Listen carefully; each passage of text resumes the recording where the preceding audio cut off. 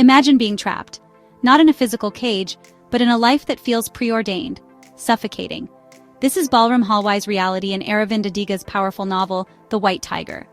Balram, our protagonist, narrates his journey from a poor village boy to a successful entrepreneur in a voice that is both unsettling and impossible to ignore. Through his eyes, we witness the brutal reality of India's caste system, the deep-rooted corruption, and the struggle for survival that defines the lives of millions.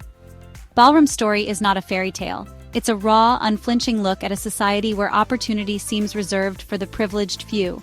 But within this darkness, there's a spark of defiance, a yearning for something more. Balram dreams of breaking free from the Rooster coop, a metaphor for the societal structures that keep him and others like him trapped in servitude. This book will resonate with you, the young reader, because it speaks of universal truths. It's about ambition, yes, but also about the moral dilemmas we face when pursuing our dreams. It asks uncomfortable questions about right and wrong, about the price of freedom and the weight of our choices. But how does a simple village boy, born into poverty and expected to follow in his family's footsteps, become a white tiger, a rare breed destined for greatness? Let's find out. Balram's journey takes him from the dusty streets of his village to the bustling city, where he becomes a driver for a wealthy family. Here, he observes the stark contrast between the haves and the have-nots, the masters and the servants. He sees firsthand the casual cruelty and the deep-seated prejudice that defines their world. But Balram is a survivor. He is cunning, observant, and possesses a sharp intellect. He learns to navigate the treacherous waters of this new world, always looking for an opportunity to rise above his station. He teaches himself English, eavesdrops on his employer's conversations, and absorbs everything he can about the world beyond his limited experience. He becomes the personal driver of Ashok, the younger son of his employer, who has returned from America with modern ideas. Balram sees in Ashok a chance to break free, a bridge to a better life. He becomes indispensable, a trusted confidant, all the while plotting his escape from the Rooster coop. However, fate, as it often does, has other plans.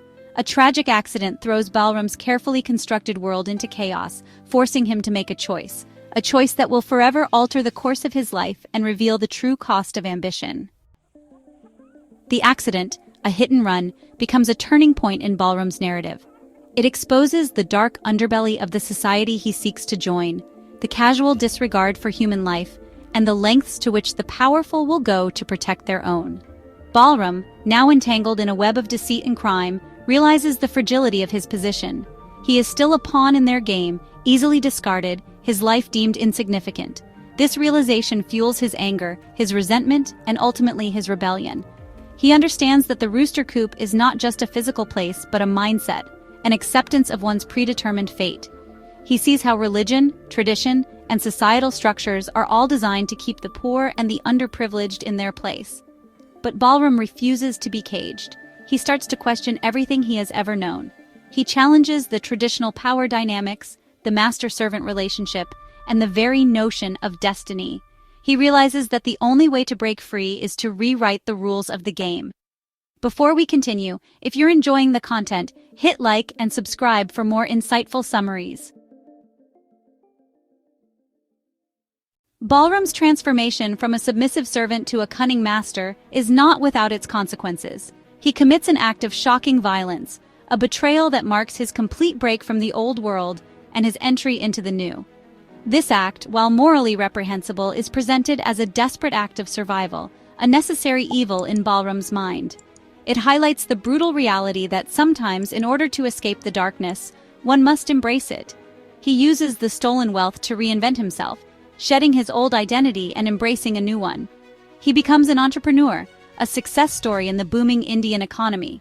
He has achieved what he always desired: freedom, wealth, and power.